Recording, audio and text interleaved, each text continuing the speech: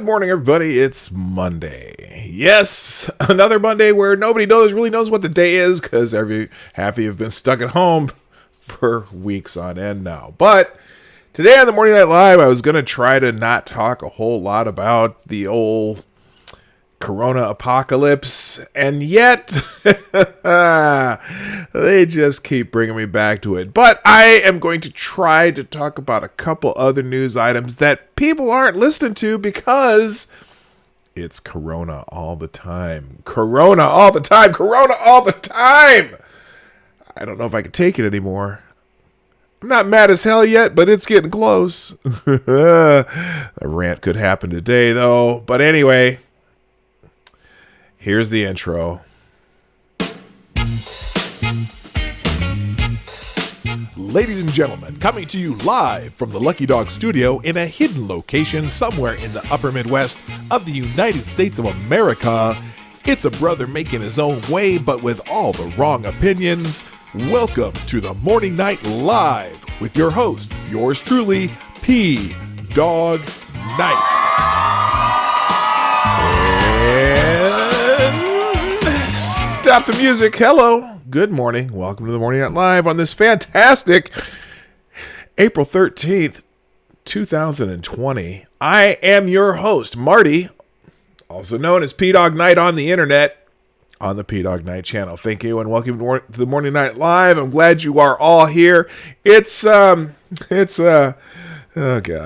Monday and I don't have my music set up, so I'll just do that while I'm talking. Whole lot of shaking going on. In the immortal words of Jerry Lee Lewis, we've got issues. Okay, over the weekend, Dr. Fauci. Okay, I'm gonna give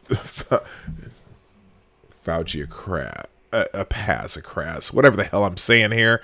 Here, give me a second here. Let me play this real quick. Oh, damn, that's loud. Okay, let's turn this down because I need some somewhat angry music to go. Here we go.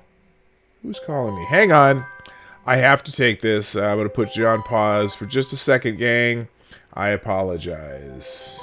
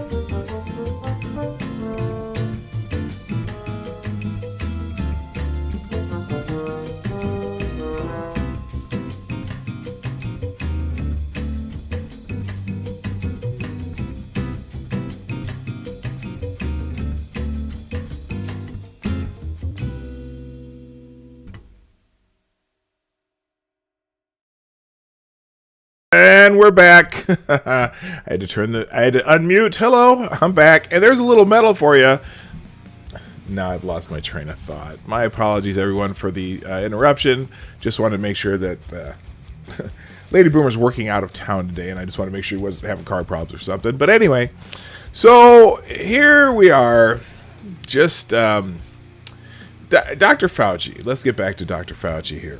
Over the weekend, Jake Tapper asked him some pointed questions that were asking for a hindsight view of what could have been done about the Coronapocalypse. And the question he tried to push was, well, if we had started this earlier, if we'd started the social distancing earlier, could we have saved lives? Yeah, duh. If I had shit a dog, it would still be barking right now. It's like, and so Dr. Fauci answered the question in a truthful manner. But the way it came off, the way the newspapers reported it was, Dr. Fauci said we could have saved lives if we had acted sooner. What? What? Well, duh. Well, duh. But there's also a couple other factors that might have been important. For example, let's talk about, I showed you on the Today Show on February 29th. Remember what Dr. Fauci said on February 29th? No need to change our behavior yet.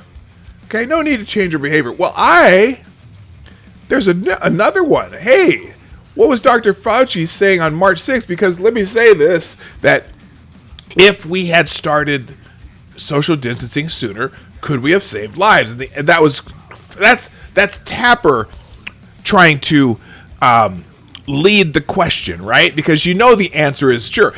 If we had started social distancing in January, we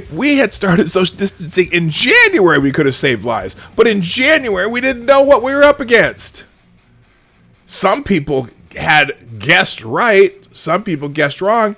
They keep talking about Peter Navarro and his statement on January 29th about how this pandemic could kill millions of people and cause economic, crush the economy, blah, blah, blah. Well, yeah, but he's not a medical person. There were medical people on the task force that were advising. And on March 6th, here is Dr. Anthony Fauci. Now, again, I'm not blaming Fauci. I know some people think he should be fired. I don't necessarily believe that. He answered Jake's question correctly. There's nothing wrong with how he answered the question. The problem is, if that was the only factor, if they had had a crystal ball on February 1st, they would have closed down the country on February 1st. They would have went to Washington and waited for that first case, and they would have shut those people down and done some social contact, but they didn't know the nature of the fucking virus at the time. Yes, this is a rant. But here's Dr. Fauci on March 6th, and this is the last thing, not the last thing, but it's hopefully nearly the last thing I'm going to say today about this. Dr. Fauci, March 6th. Let's listen to him on the Today Show, because it's fascinating. So, and in fact, here it is. Social distancing not yet needed nationwide to fight the coronavirus. March 6th. March 6th. March 6th. Here, let's mute I can't mute the commercial. Damn it. It's a 30-second freaking commercial. Unholy cobalt. All right, hang on. I'm going to do this. We're going to shut the music off. No, we're not. I'm going to leave that on. This pisses me off when they do this.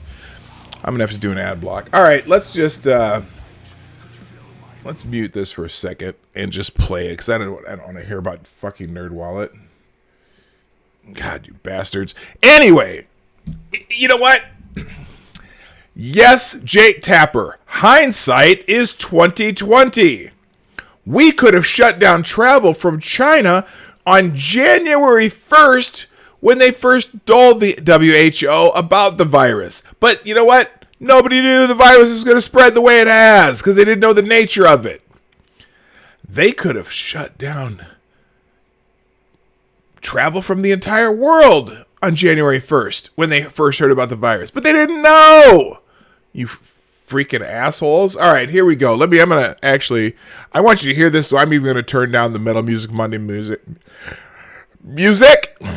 And here's Dr. Anthony Fauci on March 6th. But before I hit play, I'm going to say thank you to Maddie with the super chat via the Streamlabs link, which you can see right there in the chat. Maddie says, let's face it, the MSM is so good at spin doctoring, they could rival nightclub DJs. Hell yes, I'm telling you, these motherfuckers are Grandmaster Flash. All right, I'm just telling you. Yeah, they. Oh my God. Thank you, Maddie. I love you. You're great. You're awesome. All right, here's Dr. Fauci, March 6th, 2020, 10 days before they did recommend nationwide social distancing. Because the question is, could we have saved lives if we had started social distancing earlier? And he said, well, yeah, sure, we could have. It could have. It could have started end of February, whatever. Well, how about if we had started 10 days earlier, Dr. Fauci? Would that have helped? Here we go. Here's 10 days before they actually did recommend social distancing.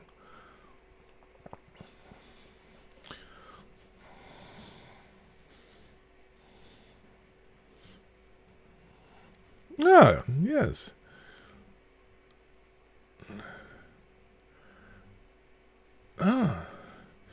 Okay, this is when they are having testing.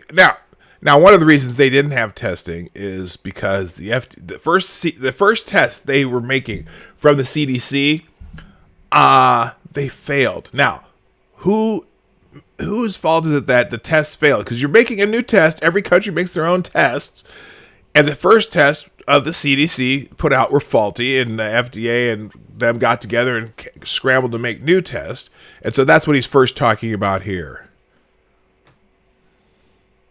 Oh, hair started. Hang on, I was trying to keep the music off. Is the director of the National Institute of Allergy and Infectious Diseases. He's also helping lead the government's response to this outbreak. Dr. Fauci, good morning to you, sir.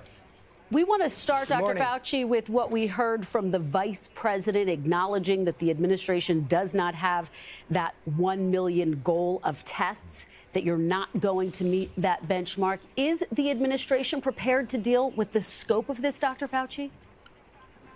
Well, there were certainly some missteps in the beginning regarding getting tests out. And that is because the CDC's tests first were faulty, FYI. Some technical issues that slowed down the process.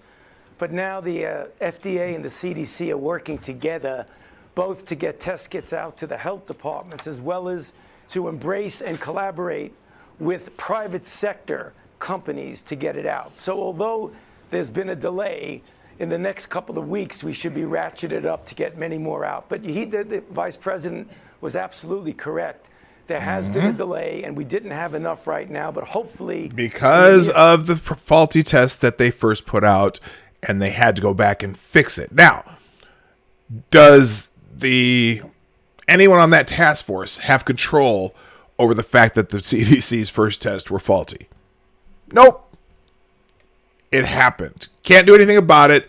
They went on to fix it. Continuing. Future, we will. In the next few weeks, we will have the amount necessary to be prepared. Dr. Fauci, is that the benchmark that you're now setting? Yeah, well, I can't guarantee that. I mean, that's an issue that would have to go through the FDA and the companies to see if that's available. So I cannot promise it, but that's what the goal is within the next couple of weeks to get the million plus that we have as our goal. I want to ask you about the messaging. President Trump said, quote, it's all going to work out, as we just heard. At the time, they thought it was. Let's see what Fauci's answer is to that. In Tom Costello's piece, do you agree with that assessment? And is the administration showing enough urgency here, Dr. Fauci? Well, there's a damn task force for this one item in the entire agenda of the United States of America. I think that's kind of taking it seriously. Well, certainly the administration is showing urgency here. I mean, the task force meets every single day. We have conference calls, multiple ones every single day. this is 24/7 for us, so it isn't as if this is taken lightly. This is a serious... Let me pause here for a second. Just want to make sure. Okay, you guys are hearing this. The F was not for the stream, was it? Let me make sure the stream's working. I'm hoping. Yeah, no, the stream's working. Okay, I'm good. All right, let's pause this again. All right, here we go. Back to it. Pause and unpause. Serious issue. Again, it sometimes gets confusing for the American public because the overall risk in the country of getting infected is low. But as we've seen in Seattle, they now have community cases. And that's something that is a bit concerning. And that's the reason why. All right. Now, listen to this next section very carefully. Remember, this is March 6th, 2020. They began the social distancing in Seattle in the state of Washington. So it's something you take very seriously. Dr. Fauci, I mean, so far, it hasn't been overly disruptive to most people's everyday life. At what point do you think we need to start shutting down more schools, limiting more travel, restricting people from gathering in large spaces? Here on March 6th, 2020, Dr. Fauci says... No, over the entire country, we're not. In Seattle, I think that the governor and the health authorities made the right choice in beginning a mitigation strategy, which is social distancing. If we get community-based cases throughout various parts of the country, then you use that information to make the decision if they're going to do what you said, which is do the kind of social distancing. Yeah. That includes teleworking, closing schools, etc. We're not there yet. We're not there yet on March 6th. Now, so Tapper's question was very leading in that, because the question wasn't, did we fail to do that earlier? Did we ignore a recommendation to do that earlier? If this is the person that everyone trusts, Dr. Fauci, everyone loves Dr. Fauci. Well, at least the media, and whenever it's something that Trump says, they say, well, we only want to hear Dr. Fauci. Well, on March 6th, Dr. Fauci said this. And Jake Tapper on April 12th, more than a month later, says, if we had started the social distancing earlier, could that have saved lives? Again, if you look back, and if I owned a DeLorean that you could get to 88 miles per hour, that could take you back to a certain date, sure, we could still do it. But unfortunately, the DeLorean, did it end up in a ravine? I don't know where it happened to it. Oh no, the train ended up in a ravine. That was in the third version. You can't go back and change it. But yes, of course, I saw the chat somewhere. Hey, you could start the panic early, maybe get a 20% death rate. Yeah, we could have panicked the first day we heard about it from China. We could have panicked the day after the World Health Organization said there's no evidence of human-to-human transmission on the 14th. We could have done it the day after the New York Times printed that there's no evidence of human-to-human transmission on January 23rd. We could have done a lot of things. Okay, we could have done a lot of things. But that's hindsight. You can always tell which receiver was open on instant replay. But at the time, you threw to the receiver that you threw to. All these fucking armchair Elways. Anyway, that's all I got to say about that. All right, guys, let's say good morning to everybody because I am behind on the normal accoutrements of whatever I do here. So the bell goes today to Merle Davis, who was here first. Good morning, Merle. And also, now someone was here late last night because I set this up last night and I just happened to look over and someone put something in the chat. I can't even remember who that was because it resets once you do the once you get the half-hour warning, the chat resets completely. So I don't know who that was, but whoever that was, thanks for dropping in and leaving a comment. Also, good morning to Chi-Town Jay, Maniac Man, Chicago Mike, Richo, my friend from down under, Raymond Lewis. Nice to see you here on the live show. Good morning, Jack Fernstrom and Gunfox61. Good morning, C. Thomas, Mike Savage, Blarg. Good morning, Green Thunder to Mighty, D.I. Freighter. Smarty Bear, good morning. Dead Kaiser, hello. Kessler, I've been having a little conversation with in my DMs, which I appreciate the video you sent me this morning. And actually, that's the reason I started the show the way I did. Thank you, sir. Also, good morning to Sean DW. Who else? I said Chi-Town J. Did I say? I'm pretty sure I said. Yeah, I could said that one. Also, a couple other people I haven't seen in a while. Good morning, X Bubba Hotep. And there's a few more that I've seen. Good morning, Grillin' Pirate Pete. Scrolling. There's a couple more. Cynical Lindsay, what's up? What's up? And Mitch the Ripper. I'm sure I'm missing somebody. Good morning. Hey, Larry, what's up? I love that name. That's my favorite. And then I know I saw a couple more people. Advocatus Diabli. Holy smokes, there's a lot of people here. I love it. Declan Butler. Hello, how you doing? Pete, what's happening? And I think that's close to it. Oh, Ophelia the Happy Panda, Zombie Teddy, and Data Wasteland. So, holy smokes, we got a crowd today. I love it. I suppose a lot of you don't have anything else to do on this Monday, unfortunately, and hopefully that will be remedied soon. Also, I got a couple quick thank yous. Thank you, Tyler F, RVA.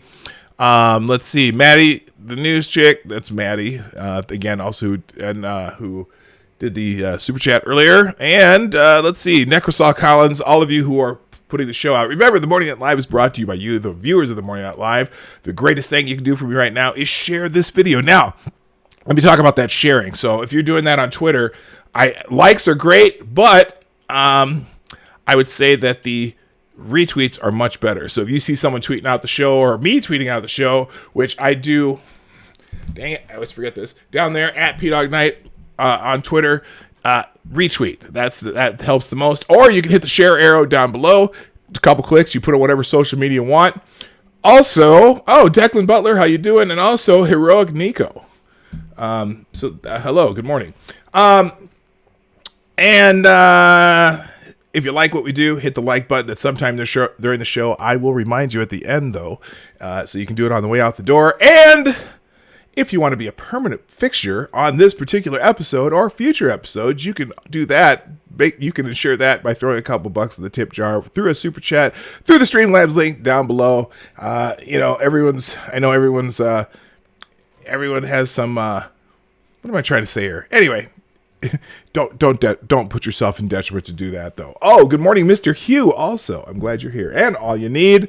How you doing? All right, let's move on, because I've had enough. Now, one of the things that the Coronapocalypse has done as far as news, it kind of pushes everything else to the side. So today I thought I may look at a few headlines that don't necessarily have anything to do with coronavirus. And because we haven't done that in a while, and I figure every once in a while we need to do that. But before I do that, I got to pop the music back on.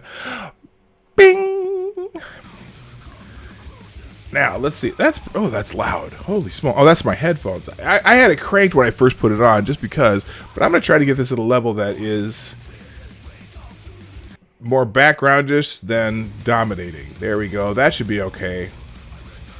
All right, Seamus Derby, I see ya. How you doing, my brother? All right, let's see. So I wanted to look at some headlines that weren't necessarily coronavirus related. And perhaps over the weekend you heard, maybe you did and maybe you didn't. Again, this is not being put prominently in the news. And what's happening is apparently because they're starting to declassify stuff from the Russia investigation. There's some new information out there that people should know, but probably aren't getting because, again, we're in the Corona apocalypse. Starting with the fact that the FBI knew the Steele dossier contained Russian disinformation 3 years ago, and somehow that never leaked. That's pretty amazing, isn't it? Now, would you have known that? Do you think that if they knew that 3 years ago, some things might have been different had they let it be known? I'm just telling you. Here we go. At some point in 2017, the precise month is not clear, the FBI obtained evidence that Russian operatives fed disinformation to former British spy Christopher Steele. Remember the Steele dossier? Remember that? The one that they never verified, but they used to get a FISA warrant. And now by the way, I think the FISA courts have finally had enough of these fuckers finding out that the FBI have been just using this however they want to, knowing that they can always get a FISA warrant. But I digress.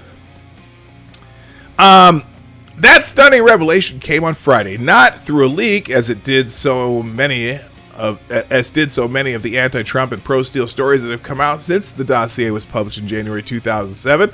Instead, the disclosure was a product of an intense GOP-led fact-finding campaign to force U.S. intelligence officials to declassify information that the FBI had on Steele and his notorious dossier. Senators Chuck Grassley and Ron Johnson, the two Republicans who jogged loose the new information, noted the disparity in the type of information that has leaked out of the Trump-Russia investigation in the last 3+ years since it began. Let's see, who says this? I don't know who said this. For years, the public was fed a healthy diet of leaks, innuendo, and false information to imply that President Trump and his campaign were part of a Russian conspiracy to spread disinformation. They said in a statement upon the release of 3 footnotes, the Justice Department from the Justice Department Inspector General's report on the FBI surveillance of the Trump campaign. The previously classified footnote said that an organization not identified in the IG report provided the FBI evidence that Russian operatives fed disinformation that wound up in the dossier. Now, hello, Tails. I see you, Tails of Gore. How you doing? I am flabbergasted. I'm flabbergasted. That's a good word, right? I am flabbergasted that this never came up before. This disclosure is another stunning blow to the reputation of the FBI, which made Steele's dossier a central and essential, I repeat, a central and essential component of its surveillance warrants against Carter Page. The disinformation involved 2 of Steele's most explosive claims: that the former Trump lawyer Michael Cohen visited Prague in August 2016, he didn't, to meet with Kremlin operatives, he didn't, and that the Kremlin was blackmailing Donald Trump, they weren't, with footage of him with prostitutes in Moscow in 2013, they had none of it. You're a lying dog-faced pony soldier. An FBI unit was also concerned about Steele's ties to Russian oligarchs. Oh, hello. We have another super chat. I'll just pause for a moment. Thank you, Cryptic, who says, I got a job as a librarian, but it only lasted a half an hour. Turns out, books about women's rights shouldn't go in the sci-fi fantasy section. All right, there you go. Awesome. Thank you, Cryptic, for the $5 super chat. That's some funny shit. All right. So anyway, an FBI unit was also concerned about Steele's ties to Russian oligarchs. Steele has worked in the past for Oleg Deripaska. Oh my God. Are you kidding me? That's never mind. An aluminum magnate. Isn't that an oxymoron? Aluminum can't be a magnet. Okay, yeah, I get it. All right, aluminum magnet close to Russian President Vladimir Putin. So anyway, it's all in the report. I'm not going to read you all this crap. It's impossible to know what would have happened to the FBI investigation into the Trump campaign and the special counsel's investigation that followed had the information contained in the footnotes been widely known 3 years ago. Yeah, would that investigation would have been shut down or not? Hello, W.R. Costin. How are you? Would that investigation have been shut down? I kind of think it kind of would have. The special counsel, the footnotes do not say exactly when in 2017 the FBI obtained the information. The special counsel was appointed on May 17th, 2017. Now, wait a minute. Here's the problem, though. Think about this. This information wasn't redacted to the investigators, right? The special counsel investigators, this information was fully available, right? They weren't under classified. The shit wasn't redacted for them. It was redacted for the public and for Congress. And then the Senators Grassley and Ron Johnson have been working to get this shit declassified, right? So they could tell the public. Hello, Cryptic, by the way. I didn't even say hello, even though you sent me the super chat. I appreciate you, sir. All right. Hello. Anyway, you would do that if it was you. Okay. The special counsel had this information. They saw the footnotes. They know that this was part of the thing. And yet, do you remember any of them? Do you remember Robert Mueller in his report mentioning this at all? Do you remember one word of this nature saying that they knew that the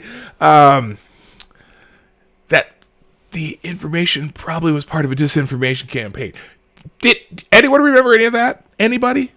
Do any of you remember that? Because I sure as F don't. Holy shit.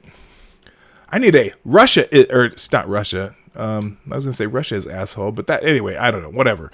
But Grassley and Johnson noted government officials in various agencies and in Congress appear to have leaked information out intended to lend credence to the dossier and its core theory that the Trump campaign colluded with Russia. Outlets like CNN published stories that vaguely suggested that the FBI had verified parts of the dossier. What, did they spell the names right? That's probably about it. The network reported on February 10th, 2017 that the FBI had corroborated some of Steele's information, but didn't provide additional details. Again, what did they corroborate? Did they spell the names right? That's probably about it. One of the most historically significant leaks of the era, that was one that appeared in the Washington Post on April 11th, 2017.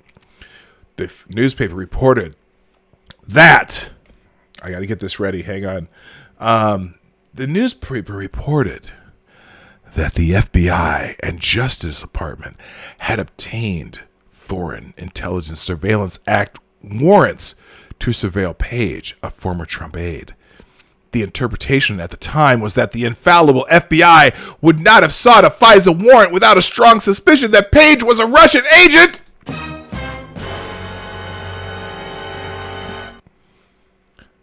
The FISA court granting the warrant was also seen at the time as an endorsement of the theory.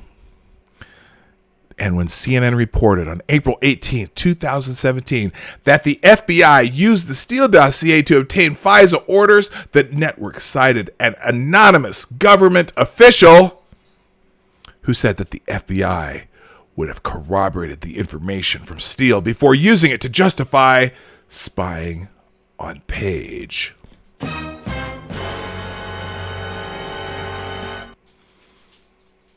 Pundits CNN and MSNBC insisted that the FBI would have validated every factual statement from Steele before using it to obtain FISA orders, but that was all wrong. The IG report said that the FBI was unable to verify any of Steele's main Trump-related allegations. The report also said that Steele's main source said that the ex-spy embellished or misrepresented key claims in the dossier. Steele told FBI agents on October 3rd, 2016, 3 weeks before the Page FISA order was granted, that he viewed a subsource used in the dossier as an embellisher and a boaster. Fittingly, the dossier itself became public through a series of leaks. And BuzzFeed,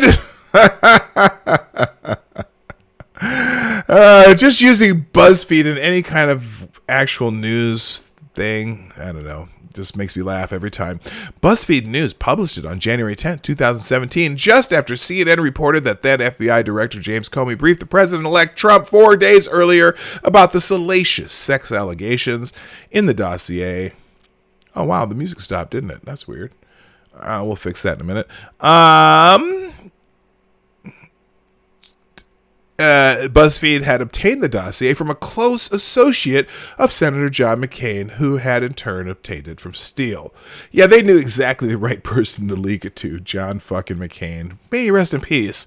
Peter Strzok, who served at the time as the deputy chief of FBI counterintelligence, noted in an internal FBI correspondence that investigators could use the leak of the dossier to their benefit. We're discussing whether now that this is out, we use it as a pretext to go interview some people, Strzok texted then FBI lawyer Lisa Page on the day BuzzFeed published the dossier. I need a sexy music sound effect just for that kind of a sentence. Like the Page and Strzok, oh baby, my darling, or something like that, something crazy. Anyway, there's the tunes. There we go. I knew I'd fix it eventually. So anyway, back to the article here. There we go. Steele's information. Oh, excuse me, I went too far. We're discussing whether or not. The document immediately placed a cloud of suspicion over Trump and his associates, including Carter Page, Cohen, and anyone else in the Trump orbit. Steele's information and reputation were bolstered over the course of 2017 through a series of leaks and glowing profiles intended to portray him as a sober intelligence operative, widely respected by his peers. That's all I need to read about that one. It is. So let's just say that a whole lot of people have a whole lot of splaining to do. Holy smokes, people. These are they're lying, cheating bastards. It's all there is to it.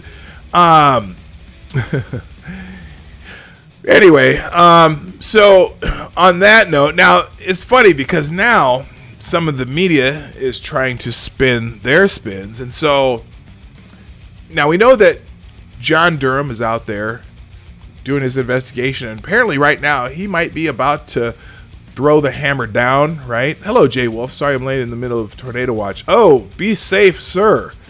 If you guys are in those part of the country that are going through that, you might want to just be careful. I mean, this between Coronapocalypse and tornado season, it could get hairy in some parts of the country. Heroic Nico says that moment when the DNC wanted to get rid of Trump by any means, so they got the MSM to incite violence through propaganda led by Russian disinformation. So technically, MSM and DNC were Russian accomplices.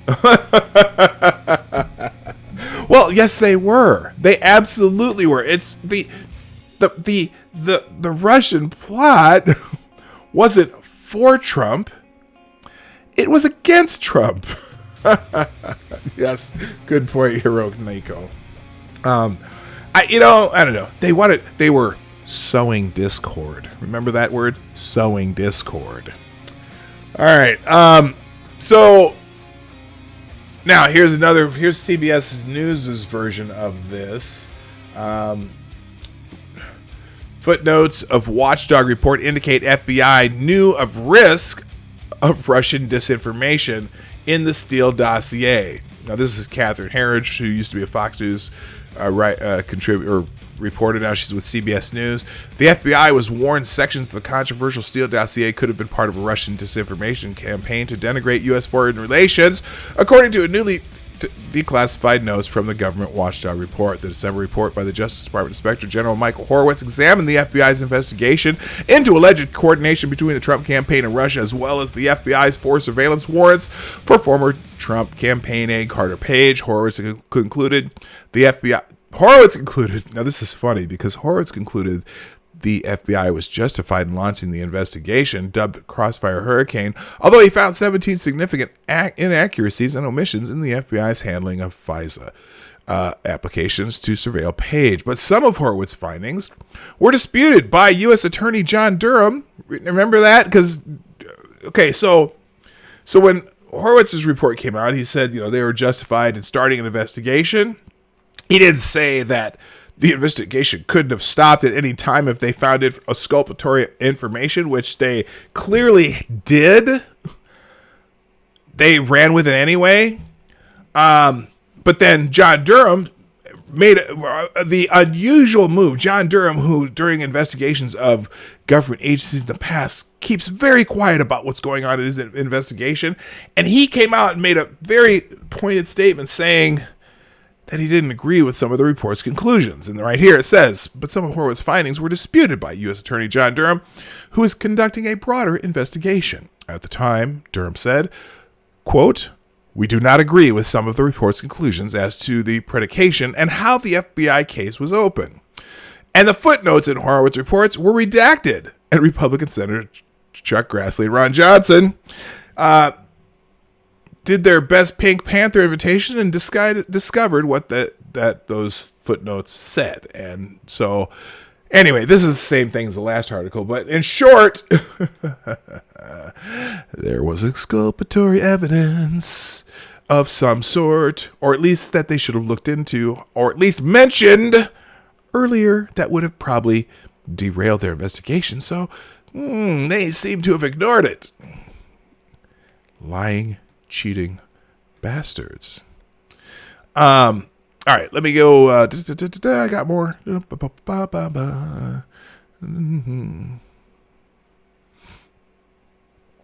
Oh, now here, let's get into some other politics stuff here real quick. GOP mulls options to oppose partisan oversight committee. Okay, hang on. That's good. Okay, now that, yeah, we already know. I'm skipping the ones that have to do with coronavirus. Let's see. Oh, this is interesting. The firm that was running Joe Biden's campaign, or excuse me, Mike Bloomberg's campaign, is now bidding to run Joe Biden's campaign.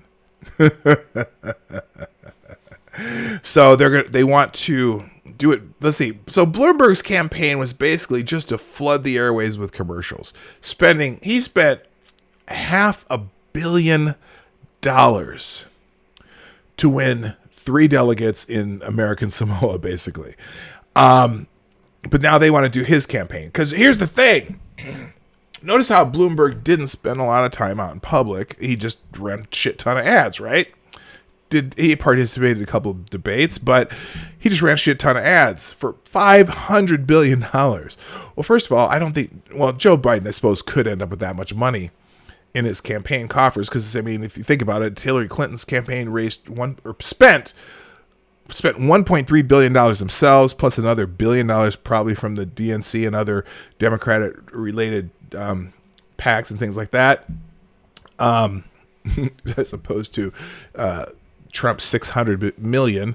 But anyway, if that's their strategy, so they don't have, maybe they can keep Joe off the airwaves for the next 6 months or whatever it is till the election too, because that's always a train wreck. Anyway, the digital consulting firm that ran Mike Bloomberg's 2020 presidential campaign, called Hawkfish, is now making a bid to run Joe Biden's campaign. According to a report from The Intercept, the Bloomberg-owned firm is courting the Biden campaign, as well as other progressive and Democratic organizations, opening up the possibility of Bloomberg gaining control over the Democratic Party's technology and data infrastructure. I wonder how much the Democratic Party wants that to happen.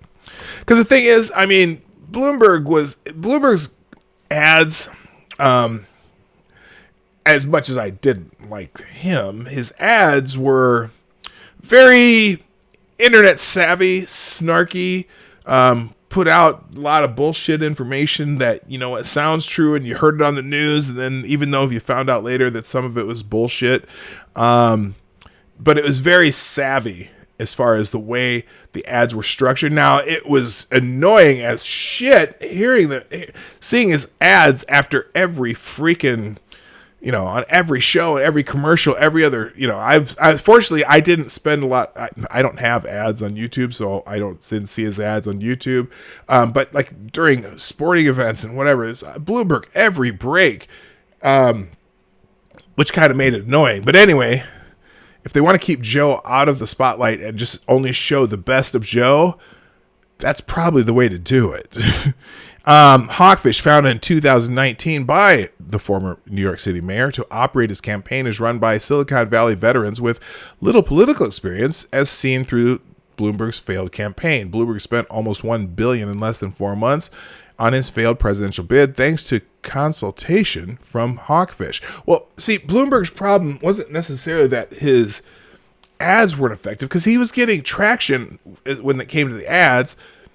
But then he got into debates, and some of the candidates bitch slapped the hell out of him, especially Elizabeth Warren, just bitch slapped him with all the bullshit that, doesn't really go over with Democratic Party voters. So I can understand where I don't think the campaign was terrible. I just think Bloomberg is terrible. That's the problem. Now, does it make it better if they use that same type of campaign for Joe Biden? Is Joe Biden better?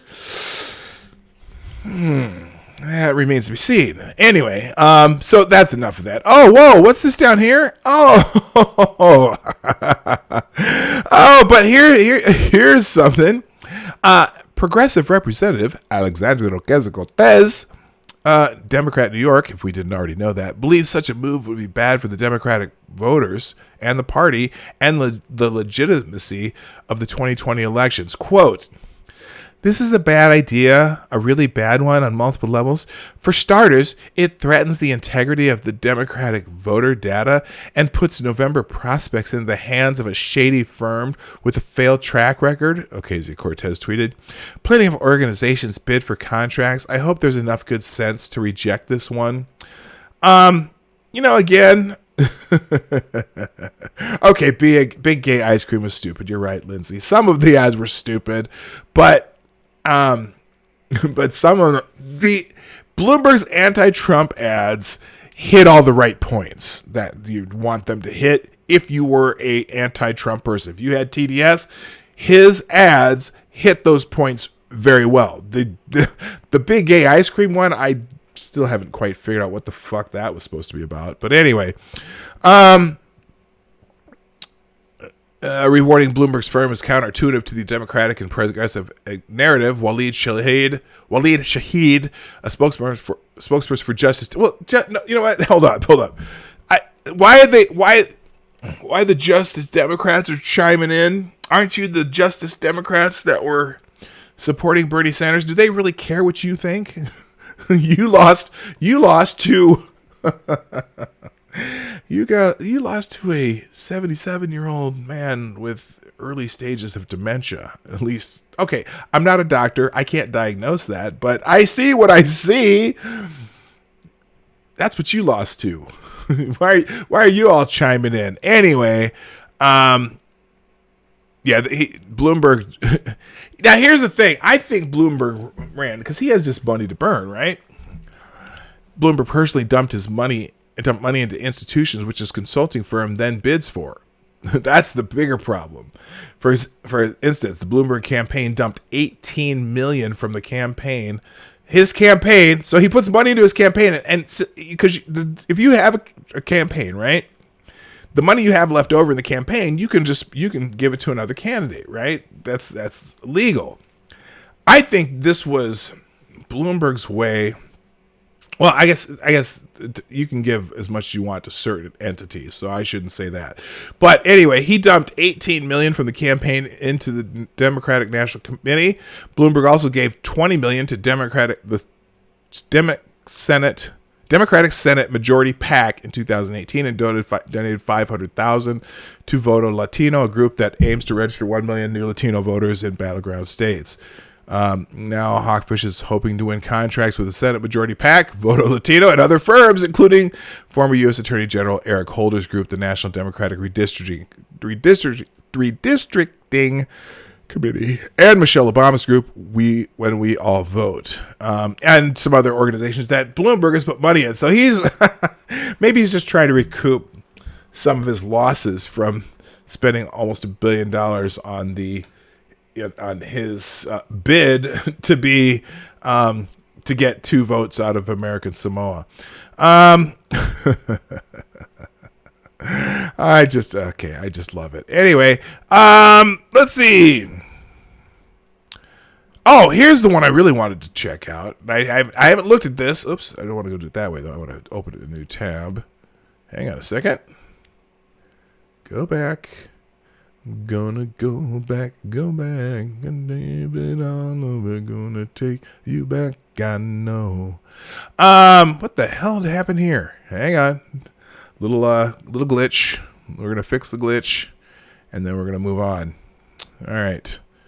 There we go. Okay, this is the one I wanted to check out. This is a Breitbart article. Anticipation over U.S. Attorney John Durham's investigation builds. Anticipation is making me wait. Anticipation over U.S. State's Attorney John Durham's investigation is growing. As Attorney General William Barr recently hinted, he is building a case to prosecute people. Yes! Oops. There we go. He's looking to bring justice to people who are engaged in abuses if he can show that they were criminal violations. And that's what we focus on, Barr told Fox News' Laura Ingraham on Thursday. He is diligently pursuing it. The comments have heartened those who have long awaited consequences for current and former officials who investigated the Trump campaign on the basis of a discredited dossier put together by ex-British spy Christopher Steele that was funded by the Clinton campaign and the DNC. They didn't add the DNC in their article, but it was funded by both through the law firm of Perkins Coie.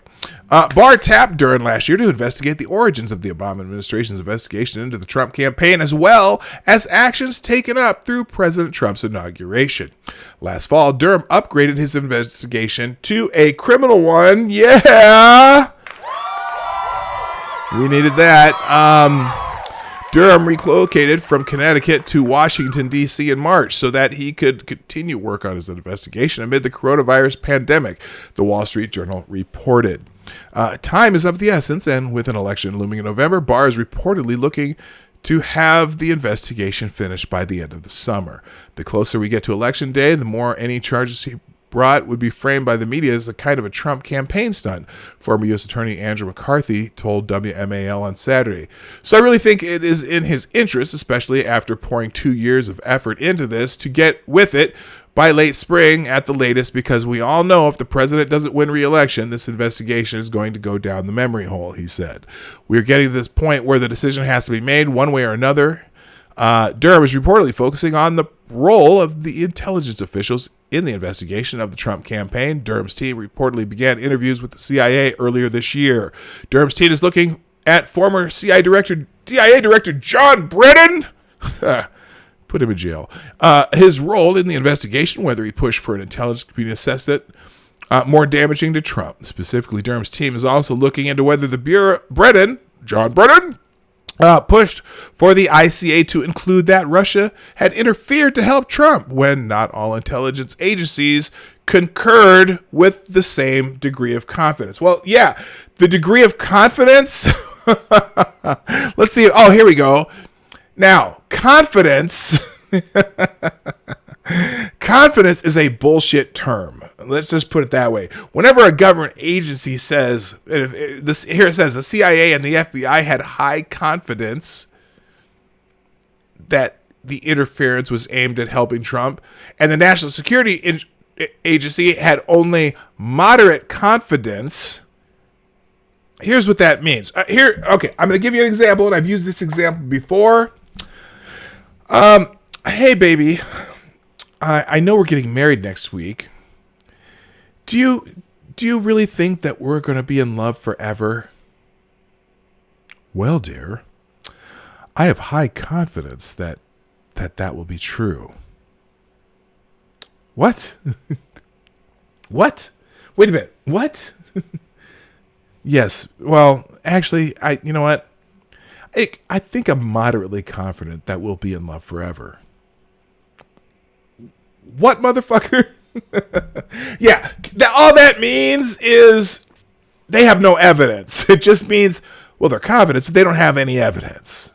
Right? And that was their assessment on that Trump-Russia link between the CIA and the FBI and the NSA, either highly confident or moderately confident.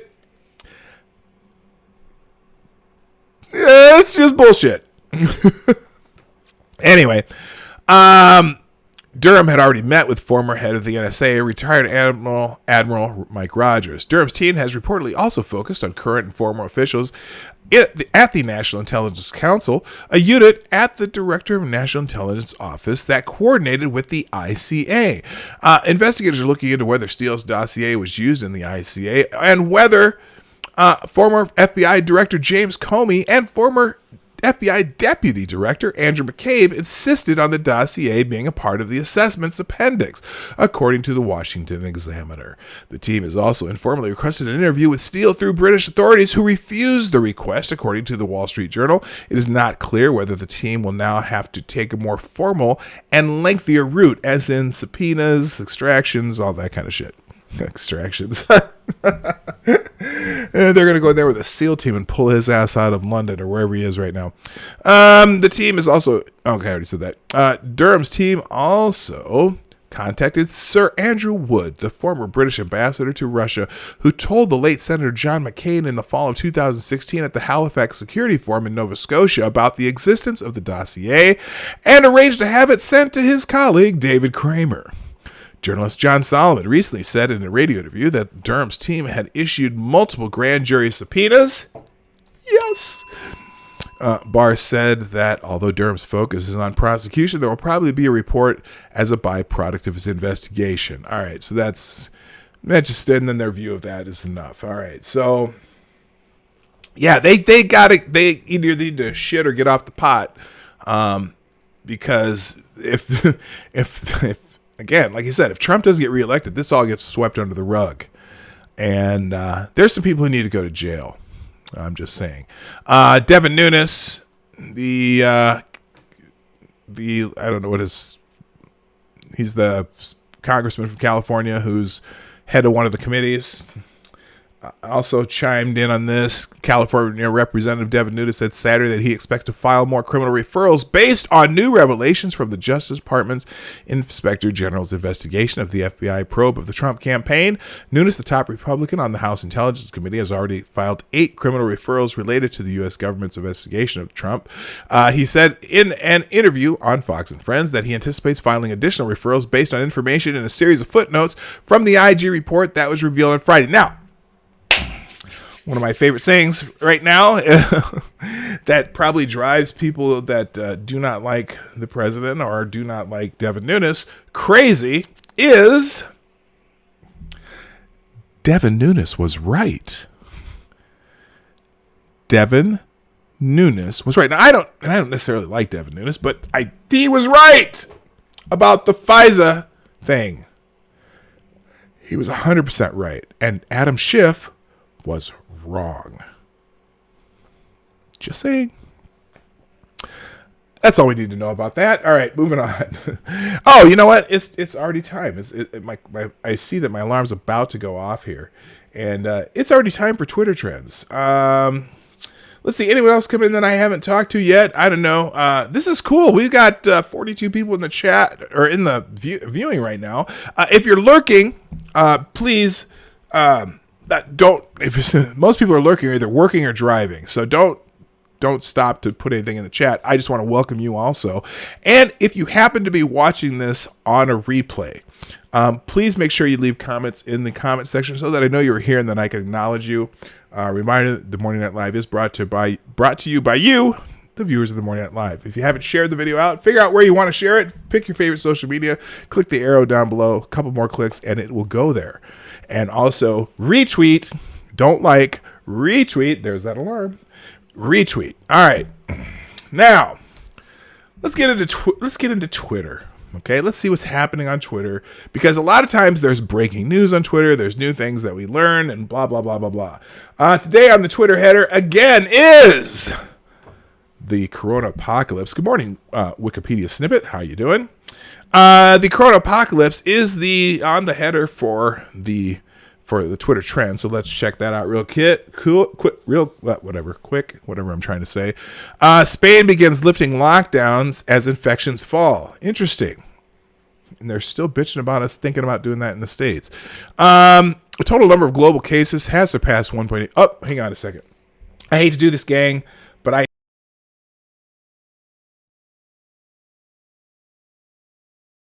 I'm sorry. I will be right back. Just a moment.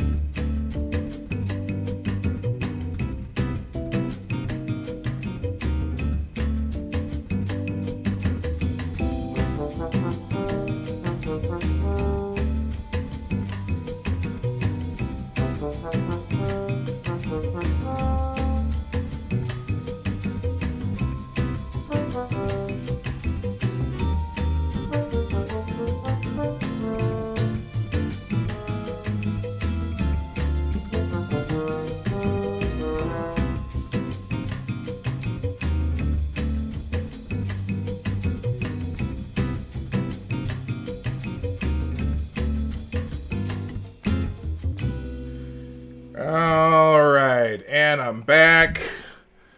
Put the music, hit this music back on. We're actually gonna put the, let's get the music back on too. Let's go to, because it is Metal Monday. Hey, if you just got here, hey, Galactic North, Kingslayer, Damocles, Wikipedia snippet. I think I already said hello to you too, but I'll say it again. I'm back, and we're gonna do Twitter trends real quick, and then get the hell out of Dodge. So at the top of the tab, as I was saying earlier, it is Coronapocalypse. Total number of global cases has surpassed 1.8 million, including more than 113,000 fatalities. More than 421,000 patients are reported to have recovered. Get the latest updates from around the world. More than 557,000 cases confirmed in the United States. Italy, Spain, and France report lower daily death toll. China reports 108 new cases, 98 of which were imported. You're a lying dog-faced pony soldier. Oh, good Lord. We're never going to find out China's actual numbers. Let's just be honest. More than 11,000 deaths reported in the UK. South Africa's total confirmed cases now stands at over 2,100. Interesting about this. Let's see. Here's some other notes here. Pope calls for global unity at a live stream Easter Mass. He made some reference to universal basic income. Holy shit. Universal basic income is an oxymoron. Income is something you get from producing something or doing something. Nobody just gives you anything. If we are out in the wild, nobody gets anything. If you don't hunt, you don't eat. Or if you're not part of a family unit that hunts, you don't eat. And unfortunately, humans are more adept to small family units. And then if you end up in a government, anyway, whatever. You know what I'm saying, I think. I'm going to pull a Joe Biden. You know what I mean? Anyway, India might extend their lockdown. What else here? You know, the one thing that I really like, I've been using it a lot, is the coronavirus worldometer. If you want to ever look at the stats on coronavirus, here's the best source. It's called the coronavirus worldometer. It's called worldometers.info/coronavirus, where they have these tables that you can sort by numbers of people, by either total cases, new cases, total deaths, new deaths, total recovered, active cases, serious, critical, total cases per 1 million population, deaths per 1 million population, total tests, and tests per 1 million population. And so when you go in here, if you can do it by the world totals for each country. So if you look in here, United States has the most cases, about 560,000. We've done almost 3 million tests now. And then you have Germany, who has the next most cases. Now it's interesting. Germany, remember I was having a little back and forth with this dude from Germany. He was talking about how, they've tested more, they tested faster, they did this and that and this. We're doing 350,000 tests a day. Well, if they were doing 350,000 tests a day, they would have more than 127,854 tests right now. Or excuse me, they would have more than 1.3 million tests right now. Because, 350,000 a day, that'd be, 3-4 days worth of tests? 4 days? They've been testing for more than 4 days. And interesting, they were, if you look at this table, so they have 127,000 cases in Germany. I remember I was talking about how they only have about 130,000 Chinese nationals in Germany, and so the travel back and forth from Wuhan would be much less than, say, for in northern Italy, where there's direct flights daily and 100,000 people in a small area of Italy. So there's probably a good chance that the virus spread into Italy the most. Now, I wonder also how many. So I'm guessing that the European epicenter was Italy to start, and now it's hitting all other parts of Europe because Chinese people travel from all over the world. Okay, so obviously this was happening in Europe sooner. Now let's take how it got to the United States. The first few cases in Washington were someone who had traveled from Wuhan, China. And they know that for a fact, and then that person probably spread that a little bit in Washington, but there's a whole bunch of people in Washington, right? And then we also saw it in Chicago, the first human transmission that the United States could confirm happened in Chicago. A woman who traveled from Wuhan, China, and her husband got it. Hello, Johnny Hellcat. Congratulations, by the way, to Johnny Hellcat. Click the dots next to Johnny Hellcat's name, and right click to go to his channel and subscribe. He's just hit his 100 subscribers. He does some gaming streams and just some chit chat streams, and it's fun to listen to. Make sure you go check out Johnny Hellcat. Look, then now recently they said in New York City, which is now our epicenter, okay, that a majority of the cases that are in New York City came from Europe. I wonder why that might be. Well, let's think about it. If the first real major outbreak outside of China happened in Italy and then started traveling through Europe, you got people, Italy, Spain, France, UK are all hit hard with this. Well, do you think that most of the people who travel to the United States from Europe, or at least a large number of them, travel through New York City? It makes sense. I mean, it's the travel patterns, okay? A lot of tourists go through New York City. That's where most cases are. A lot of tourists were in New Orleans for Mardi Gras. That's the big cases. A lot of tourists were down in Florida. And so, okay, so it doesn't matter. It's still the origin of this virus is still in the Wuhan area of China, at least the first major outbreak, Wuhan area of China. So we have to assume that it originated there. But anyway, as you look at these charts, if you sort by total cases, yes, the United States has the most total cases. But if you also look at those charts, if you sort it by number of tests, the United States has the most tests done by more than twice as many as any other country. So if you do more tests, you are likely to find more cases. Some of these cases are probably very mild cases. Okay. Now they said the active cases, 505,000, serious critical cases, 11,000. Okay. But tests per million, we've done 8,500 roughly tests per million. And so someone's also trying to make the correlation of, well, if you're not doing enough testing, that's why you have more people getting it. And you could make that case if you looked at Germany. Germany has 137,000 tests, 15,000 per million. They have 127,000 cases. Okay, so they're third, or no, are they second? No, they're third or fifth as total cases, but they're really low on the deaths. But their number of deaths as a percentage has been creeping up steadily. I've been watching this for the last 4 days, or 4 or 5 days. When I got in the argument with the guy from Germany, it was only 29 deaths per million population. Now that has come up to 36. As far as deaths per million, we're not in the top 10. Okay. Now, granted, some of these small countries I really just have to dismiss because the sample sizes are too small. But you're looking at Europe, Spain, Italy, Belgium, France, Netherlands, UK, Switzerland, Luxembourg, Sweden, all in the UK, and are all in the top cases per million. If you add all of their cases together and compare it to the United States, it's not even close. It's hitting the EU geographical area extremely hard. And why would that be?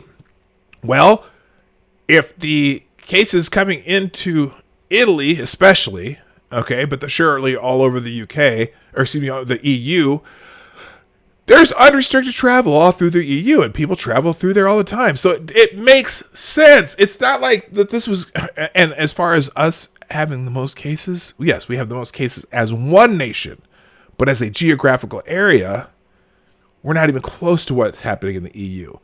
So all the people, and it's not good for anyone. Also, an interesting case. There was what is it called? Someone had a coronavirus weather map.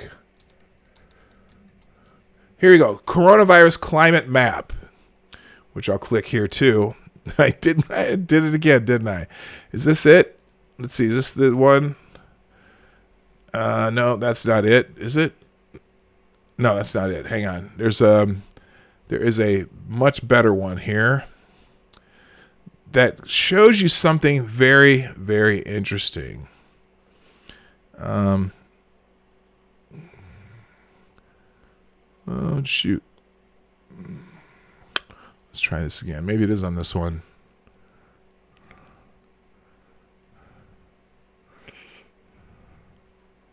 Anyway, there's one. I thought I had it bookmarked, but I don't.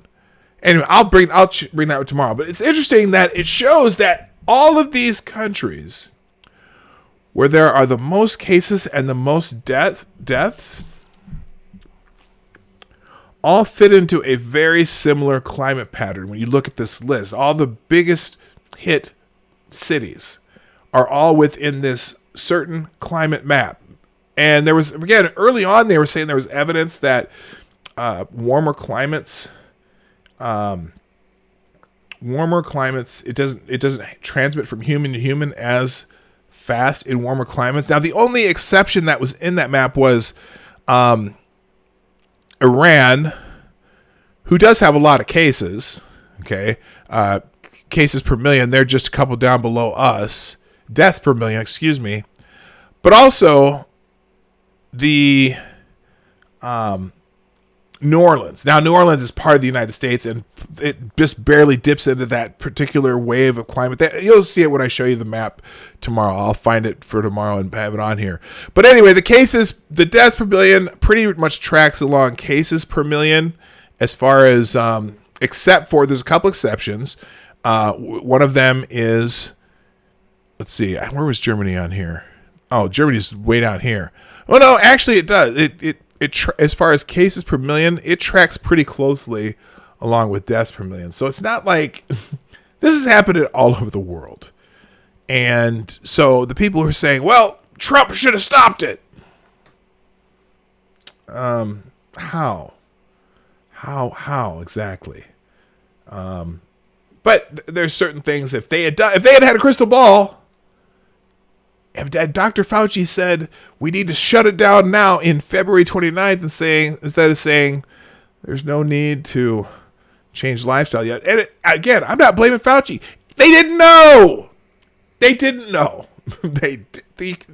You make the best guesses based on prior epidemics. And we've had it before. SARS and MERS were both coronaviruses.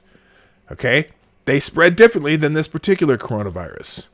Just a fact. Just a fact. Thank you, Tim Gersh, Becca Fairley.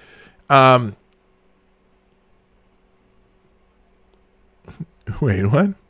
Oh, who else thinks of this when Peanut Night goes standby? Let's see what you put up here. Oh, green? I don't get it. Anyway. All right. Let's get back into Twitter trends.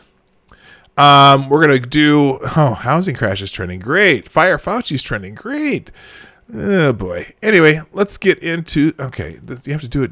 They screw this up. They can't get the numbers up here anymore. Let's put it here. There we go. All right. Moving into today's Twitter trends. Hi, Raymond. Oh, I already said hi to Raymond. Fauci needs to take a vacation. Yeah, that's kind of it. Number one trending right now is hashtag stimulus deposit. Are they bitching about not having it yet? Or are they let's see, me, a working college student, checking my bank account for the stimulus deposit, knowing my dependent ass isn't qualified. That's the top. That's the top one under stimulus deposit. I don't know if I'm going to get a stimulus deposit because we just filed our 2018 taxes because we had some discrepancies that we had to fix. So we had to refile. I don't know if we'll get it. I don't know. Personally, I kind of hope we don't, because I just don't want to deal with the tax implications of it and having to figure that shit out between the state and federal. So anyway, that's kind of funny. Let's see, what else is people saying about the stimulus deposit? Everyone on their way to check their bank accounts for the stimulus deposit. Is it supposed to be starting to come out now? Anyone get one yet? First deposit started Saturday. Oh, hell yeah. All right, well, I guess we'll find out. Everybody got paid but me, stimulus deposit. What the fuck? David Luna, everyone who qualified for the stimulus deposit supported Andrew Yang. If everyone qualified for the stimulus deposit supported Andrew Yang, we would be getting $1,000 a month for the next 4 years. No, that would never pass Congress. Trust me. Andrew Yang, the president does not write laws, nor do they have the purse strings. If Andrew Yang had won the presidency, you still wouldn't be getting universal basic income. So shut the fuck up. Anyway, got my $2,900 from the government today, throwing it into savings because if I've learned anything, it's that a rainy day can quickly turn into a 2-month or longer downpour. Be smart with your moment, folks. Oh, hell no. Amazon, we're bracing for this at UPS. Motherfuckers going to be buying all kinds of shit. Okay, some people are actually going to use it to survive, but I'm telling you, Lord, we're ready at UPS. All right, hello, John Connor. Everyone's getting their stimulus deposit, checks bank account. Oh. All right, checking my bank account, seeing if the stimulus check still hasn't come through. All right, so me being left out on the first wave stimulus deposit. Okay, people bitching or excited about their stimulus deposit. Moving on, Monday motivations number 2. Let's get one good motivating thing on Monday. Someone named Regina says, 3 simple rules in life. If you do not go after what you want, you'll never have it. If you do not ask, the answer will always be no. If you do not step forward, you will always be in the same place. That is a fantastic Monday motivation, and I'm not going to scroll at all. That's good enough for me. Good. Skipping money thoughts. Fire Trump is trending number 4. Oh, another hashtag. Little hashtag justice for the TDS crowd. Let's see. Oh, and perfect. Ms. Krasenstein. Ms. Krasenstein. The Brian Krasenstein, or his uglier twin brother, who tweets under the name of one of their wives. The President of the United States is retweeting calls for Dr. Fauci, who has an 80% approval, to be fired. He's doing this because Dr. Fauci told the truth. When honesty leaks out, Trump lashes out. Well, leading question by Jake Tapper wouldn't be permitted in court, but whatever. Ms. Krasenstein, Brian Krasenstein, or your uglier twin brother who tweets under the name of one of your wives because you got kicked off Twitter. I should throw that in now in my introduction to the Krasenstein brothers. Fire Trump because he's incompetent. He's ridiculous. He's a failure. Trump is the loser. Make America a laughingstock. There's some meme. That's a meme for you. Here's a meme. We've got a meme going. Let's not forget what Cheeto said and when he said it. Fire Trump. February 24th. The coronavirus is very much under control in the USA. We are in contact with everyone in all relevant countries. CDC and World Health have been working very hard and smart. Well, they lied. You don't expect them to lie. On January 29th, what did your top guy, Mr. 80% approval rating, say? There's no need for changing your lifestyle right now. February 29th, 5 days later. John Fusselgard, the, in theory, a comedian, says blind obedience to men who lie to you during a plague is the opposite of patriotism. Hashtag MAGA. 40,000 people have entered the U.S. from China since then. The flights are still landing. And the virus was already here anyway. Fire Trump. Yeah, so this is... Sorry, fake news. It's all on tape. I banned China long before people spoke up. Thank you, OANN. Okay, I wish he'd stop pumping OANN. Not that I dislike them, but don't pump a particular news network. Okay, but sometimes the truth is true. 60 Minutes clip is devastating for Trump and Navarro. Fire Trump.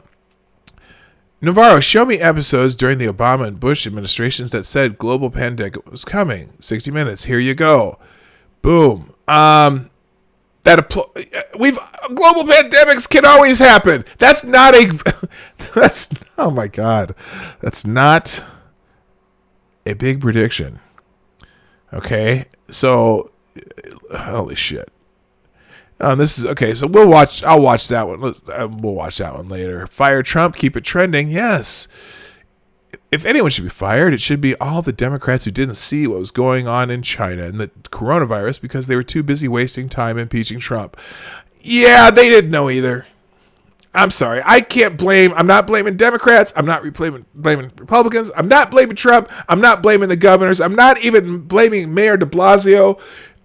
Even though they said shit that now we know was completely and utterly fucked, I can only blame the country that restricted travel within their own country from Wuhan, but allowed travel to the rest of the world from Wuhan. And that would be the Chinese Communist Party. Okay? I don't blame Chinese people. I don't blame Chinese Americans. I don't blame Asian Americans. I don't blame Jay Inslee or whatever dingbat, whatever her name is in Michigan, or Cuomo or Donald Trump or Dr. Fauci or Dr. Burke or Gavin Newsom. Gavin McGinnis. What the fuck would Gavin McGinnis have to do with it? I don't blame any of these people. I blame China and the WHO. Fuck them. FTG all day long. Because they had a virus. They knew as early as December 6th, China knew that there was human transmission. They lied about it until January 25th.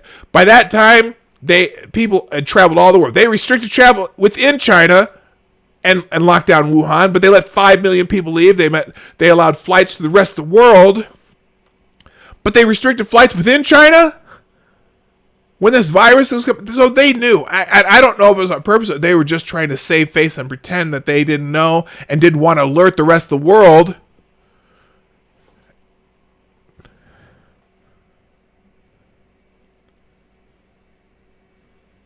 China is asshole. Period. Moving on. After Fire Trump, we have Lizzo trending. Oh, God. Let's see what cancer we can find in this trend. Oh, Lizzo versus Drea. So Lizzo was stopped in mid-twerk by Diddy due to it being Sunday and not family friendly. Yet Drea can finish a whole twerk session due to it being Sunday and family friendly at the best performance all day. What do y'all think? I don't give a fuck. I don't want to watch Lizzo twerk. So I'm gonna give it a thank you. Whoops. That's what I meant to do. Tavarius Jackson is trending. Oh, why is what? Oh, dude. Former NFL quarterback Tavarius Jackson dies in a car crash. He played for the Vikings for a while. That's the only reason I know who he is. We're saddened to share the passing of former Vikings, Seahawks, and Bills quarterback Tavarius Jackson. He was 36. Good dude, man. We liked him when he was in Minnesota. Holy shit. That's not what I meant to see. Died in a car crash. Former Seahawks and Tennessee State quarterback Tavarius Jackson died in a car crash last night. The school confirmed to Rap Sheet he was 36. That's sad. That's sad news. He was a good dude. Anyway, so rest in peace Tavarius Jackson. Monday Mood will skip Bill Bennett's trending. Oh, God, here we go. Bill Bennett is making a compelling case that Donald Trump is an idiot dupe. I mean, Trump scared the hell out of the American people and lost 17 million jobs for what Bennett thinks is less deadly than the flu. If Bennett is right, then Trump was totally played here. What?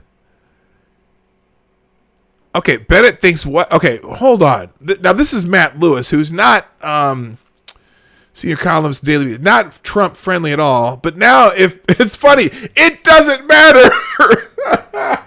This is hilarious if I'm reading this right. It doesn't matter what they criticize Trump for. They're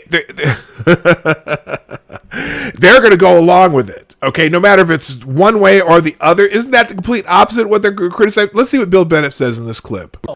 What are we missing about this virus? We see the numbers, 22,000 dead, how many cases, but you took a step back, and what did you find? Yeah, let's take a step back. The estimates now from the University of Washington, which is the model everybody's been going on, even though it's been wrong most of the time by a lot, overstating it, is now they say 60,000 people will die. 61,000 is what we lost to the flu in 2017 and 2018. The flu. Now, we all regret the loss of 61,000 people, if that's what it turns out to be. I'm going to tell you, I think it's going to be less. And salute all those who are working on the front lines on this, the hospital workers, the nurses, the doctors, etc., and the generosity of the American people. But if you look at those numbers and see the comparable, we're going to have fewer fatalities from this than from the flu. For this, we scared the hell out of the American people. We lost 17 million jobs. We put a major dent in the economy. We closed down the schools. You heard Dr. Oz say we probably didn't have to do that. Shut down the churches and so on. This was not and is not a pandemic, but we do have panic and pandemonium as a result of the hype of this. And it's really unfortunate. Look at the facts. Okay, so now Matt Lewis is cheering this on. Okay? If Bennett is right, then Trump was totally played here. Right? And Bill Bennett is making a compelling case that Donald Trump is an idiot dupe. Scared the hell out of the American people. Now, oh my God, it doesn't matter. They'll find one way or another to make it bad for the president. You know what? And you all know me. I'm not a fan of the president. I will vote for him, probably, because the alternative sucks. But I didn't vote for him in 2016. I didn't vote for either of them. I thought they were both shit. But I didn't think Trump would be real. Trump has been far more real than I ever expected as far as policy. But Holy shit. The other part of this, you know, there's the fudging on the numbers on this is incredible to me.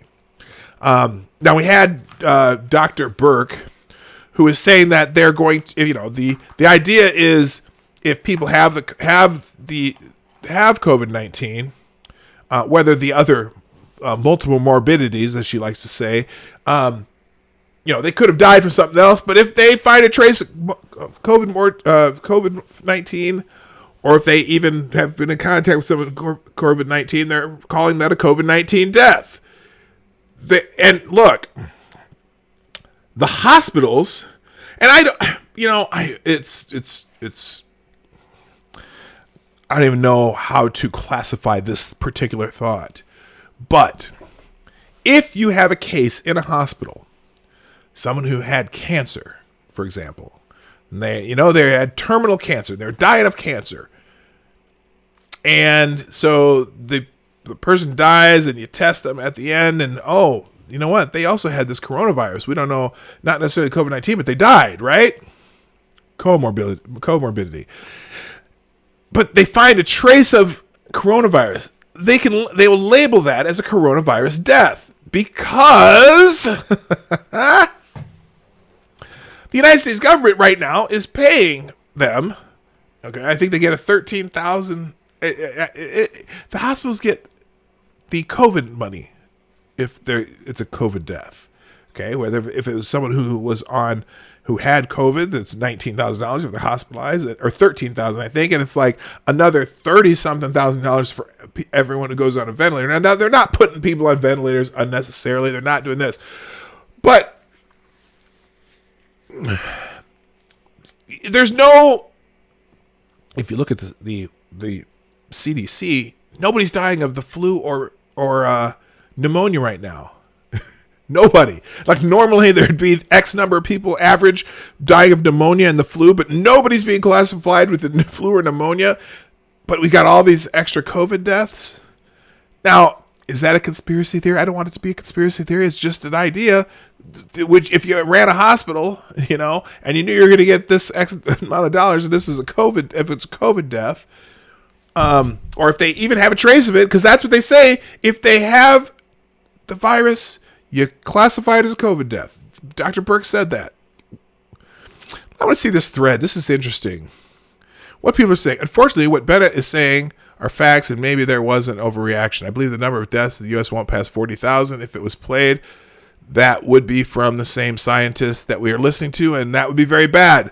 Trump's doing what the scientists say.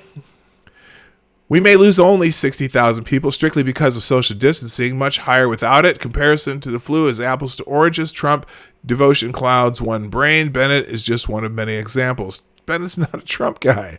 Bennett's not a Trump guy at all. He's one of the never Trumpers. Maybe I should check that. I'm not 100% sure. We won't be losing 60,000 people even with these measures. We'll pass 60,000 deaths in a few weeks. Stop considering hypothetical projections and look at the data. Look at the current hospitalizations here. Let's see what map she puts out here. Let's see. She puts this. Let's see. What is she touting here? Should I have clicked this? I hope it's not a virus. Okay. Oh, this is the Johns Hopkins site. Active cases, but severe cases, according to the coronavirus map right now. Let's put this back in this order. Severe cases right now, serious is 11,000 out of 505,000. And that's not even all of them. They're not getting them all. They're not getting everyone. Whatever. Did this ever come back up? No.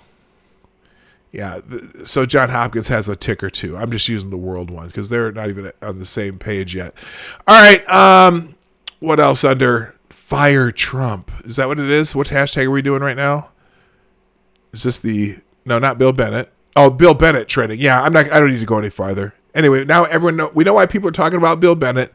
I'm sure some are trashing him, some believe him. Dune. They're going to remake Dune. Come on. That's unnecessary. It's really unnecessary. Unless they can make it better. First look at Denis Villeneuve's Dune. Okay.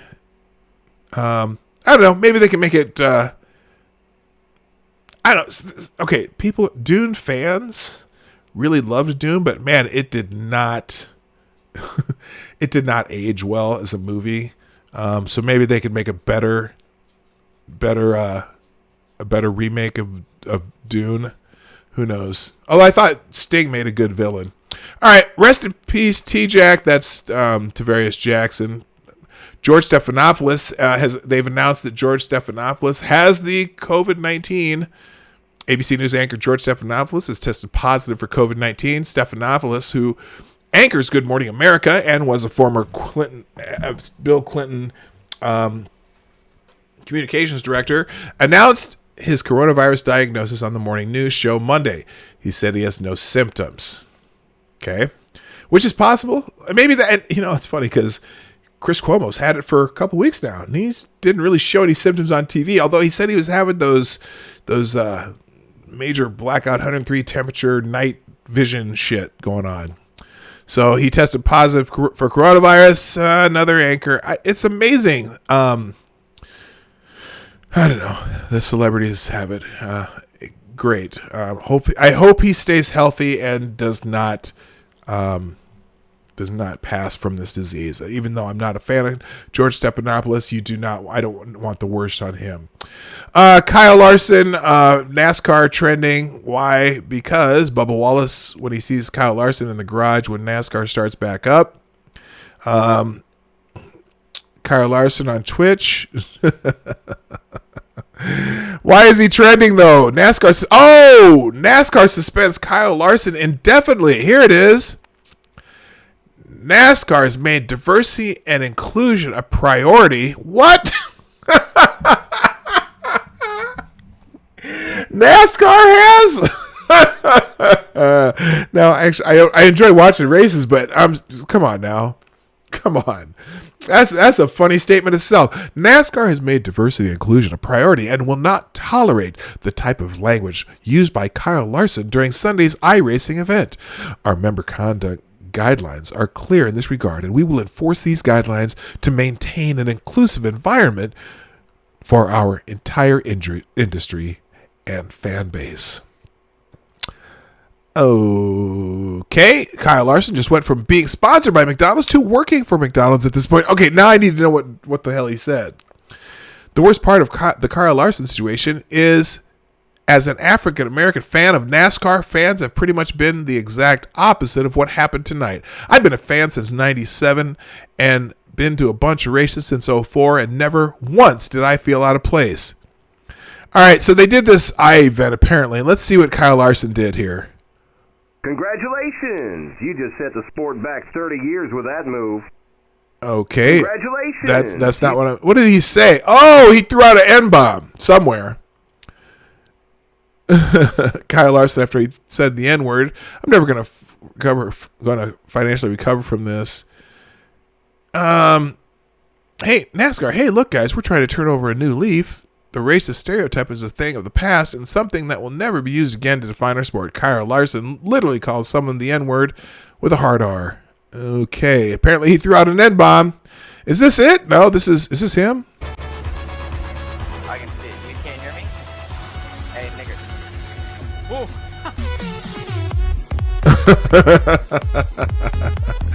Okay, the African funeral meme. Okay. Yeah, used a racial slur during a live stream. Okay, we know why now. He's going to be trending for a while.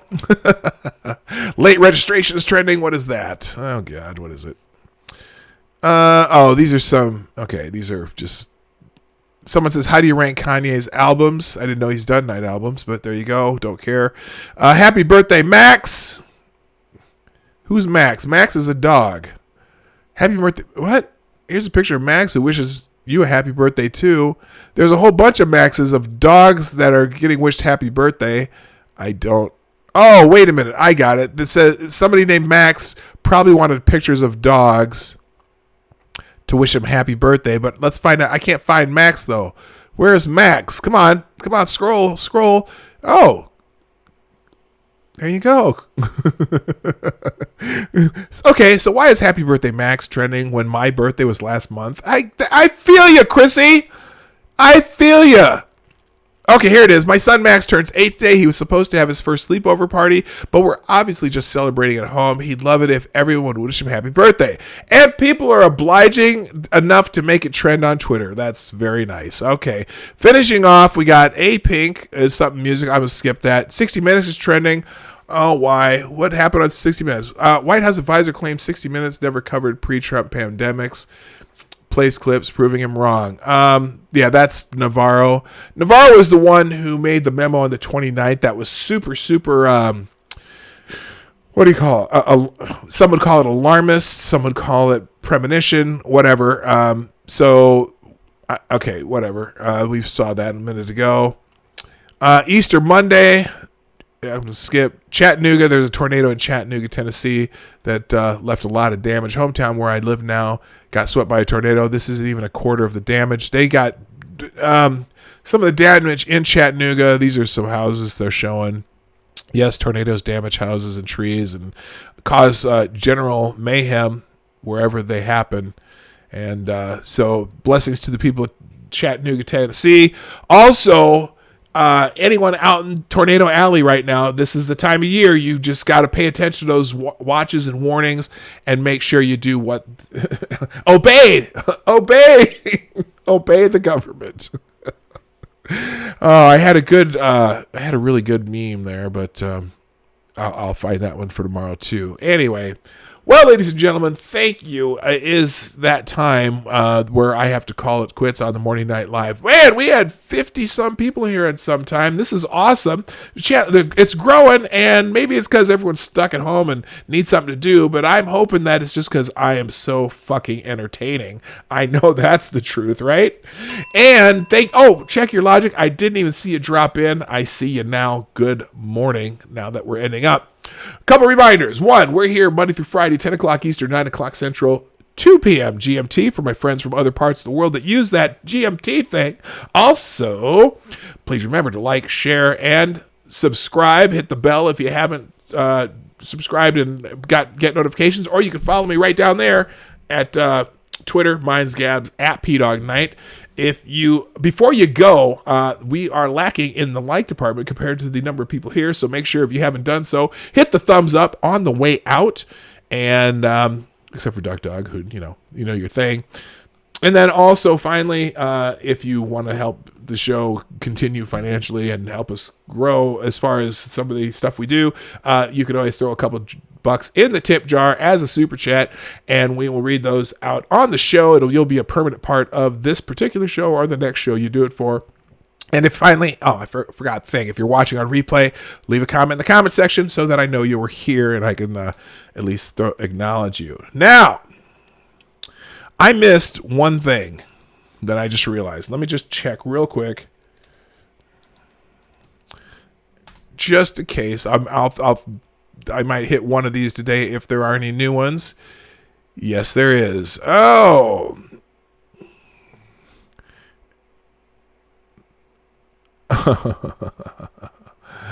Oh, yeah, here's thank you, Pirate Pete. I'm going to show you a couple of these just real quick before we go. We'll finish the show with these.